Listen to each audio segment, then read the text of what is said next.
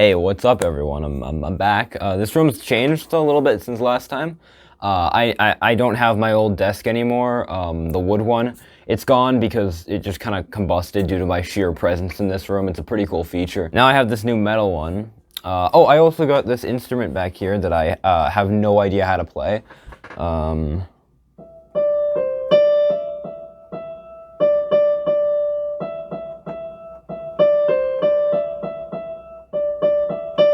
I remember that.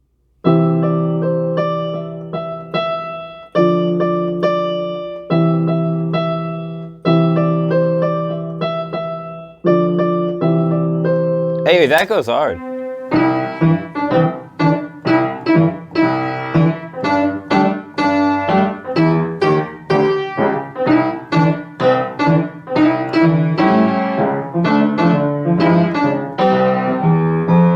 Hey, what's up guys? Aaron Scott here, and I'm gonna be honest, I haven't really been keeping up with the MCU since like Endgame ended. It kind of felt like everything had built up to that one movie, and everything after was kind of just not interesting to me. However, this show piqued my interest. It looked pretty similar to like Civil War and Winter Soldier, which are two of my favorite superhero movies. It also was described as like a 6-hour movie, and I'm completely on board with that. Anyway, so this show is phenomenal. I adore it. It's so good. I watched the whole thing in one sitting, and it definitely felt like one continuous story all throughout, which kind of makes sense because, you know, it's a TV show. It also corrects some pretty big problems I have with the MCU. It also has some pretty interesting nuance in its themes that I don't really see in many superhero movies, and it has a fantastic ending.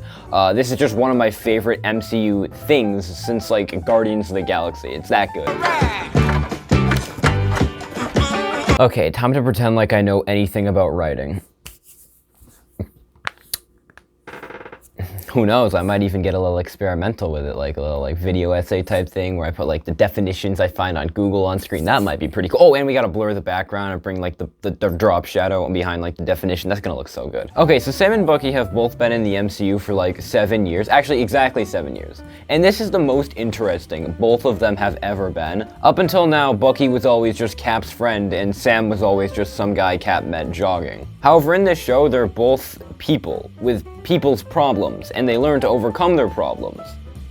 Like people. Bucky struggles with not being able to get over all the people he killed as the Winter Soldier. Even though he did those things when he was under the control of Hydra, and he wasn't really conscious, he still can't get over it. The show describes him as not being able to get rid of the nightmares. Even though he didn't exactly do anything wrong, it still haunts him, and he couldn't do anything to prevent it, but it still just gets to him. To try to make up for it, he goes and gets the people who made him do awful things arrested in hopes it would calm him. But he's never able to do it. The nightmares do never go away. But by the end of the show, he realizes that the only way he can really clear himself is to help the people who were hurt by him. The show ends with him going to the father of a man he murdered and explaining what he did to try to help him finally get closure for his son's death. Bucky has this really interesting story about him finally learning to move on, and it's just not the type of thing we really see in the MCU. I love it. It feels like such a human and real story. And for Sam, he struggles with a lot of forces that are just out of his control, holding him back in life. Money problems, racism, the government, and most of all, he was kind of, non-existent for like 5 years and has to come back to a world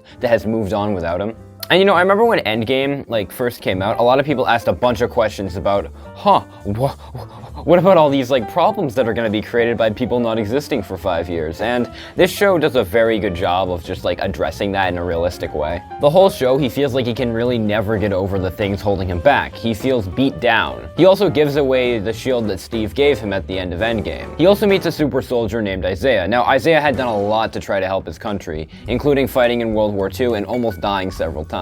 However, he was repaid by being thrown in jail and having a ton of experiments done on him. He sees Captain America as a symbol of a country that has spit on him, and when he and Sam talk, he tells Sam how he really feels. He feels that America will never really be fair, and the government will never really care for how much he did. He'll be forgotten. He'll never be remembered as a hero like Captain America or Iron Man. He has this super depressing look on the world, and it doesn't really match up with Sam's way of viewing things. Sam sees this and does what Isaiah sees as impossible. He becomes Captain America. America. This is very symbolic of him rising, or I guess flying, above all the problems he faces. This is him standing up for what he believes is right, no matter what people say and how much they hate it. Before Steve had left, he chose Sam for a reason, and once he realizes why, he corrects his mistake of giving the shield away and instead wears it proudly.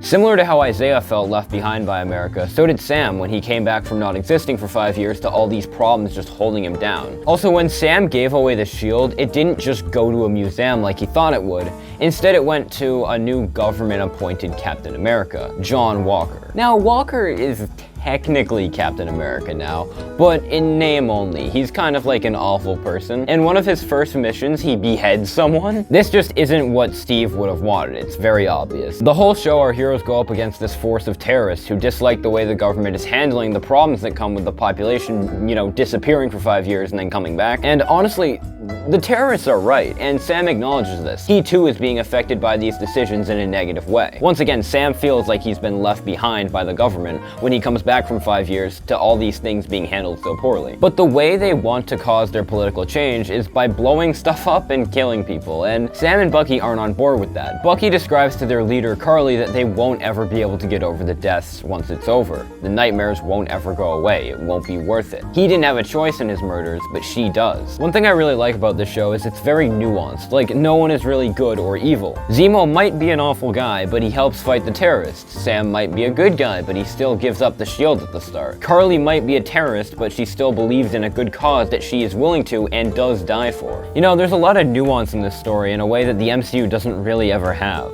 Sam responds to Carly by just going to talk to her. She doesn't bring any guns or any wings or troops, just him going to have a conversation. And he starts to make some progress with her. He starts to explain why she's wrong and what she could do that could be better. Until Walker busts in and starts attacking people and then later kills someone. Walker has a very narrow view of the world. He sees Carly as opposed to America, therefore she is bad. Sam doesn't agree with this. Captain America should be symbolic of what America stands for, even when America itself isn't, and Sam understands that. And that's why Sam deserves to be Captain America when Walker doesn't. Despite neither being evil, the two are ideological opposites. This show is really, really good. It has a lot of very interesting characters. It tackles some very nuanced and mature themes that the MCU doesn't really do very often, and I just loved it. Also, the action scenes are pretty cool. I just wanted to throw that in there. And to close off this video, I just want to say I'm very excited for the MCU, because I went into this movie kind of just not caring about the MCU anymore, but this is a great show, and even if you don't know anything about the MCU, you should still check it out. It's great. You'll